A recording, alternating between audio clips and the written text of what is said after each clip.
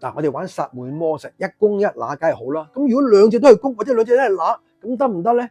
水晶用完，禮手就劈喺度，唔怪得水晶幫唔到你啦。嗱，水晶係需要消磁淨化同埋充電嘅。嗱，如果咧你想要知道點樣做咧，睇翻我幾千條片啦，佢會幫到你嘅。嗱，早排有位 fans 就留言喎，佢邊有長薩滿魔石咧？請教嗱，都知道啦，有分有一公一乸嘅，即係我哋叫陰陽啦。咁好啦，如果我兩隻都係乸嘅，嗱，我咁講埋啦，或者係兩隻都係公嘅。咁仲可唔可以用到啦？一般嚟講咧就咁嘅。嗱，呢個陰性啦，即係乸啦，就圓形嘅，放喺左手；而公咧，我哋叫啫呢個陽性嘅咧，就好似個碟形咁啊，飛碟形啦，就放喺右手啦。做冥想喺薩滿界咧，就可以咧同神靈溝通，亦都可以修復自己嘅自身嘅能量場喎。咁好啦，嗱，講起啦，佢話如果比較長，我兩隻都係乸嘅，即係兩個都係圓碌碌。好似個波形嘅，放喺手咁啊，可唔可以玩啊？冇話得與唔得㗎。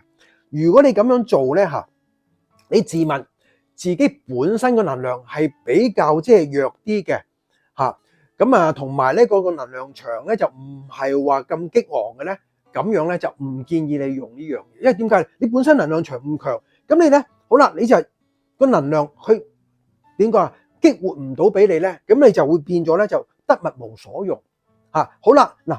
如果你咁嘅情形本身咧，自己係沉實啲嘅，你反而咧可以調翻轉用兩隻弓放喺雙手度，明唔明我意思啊？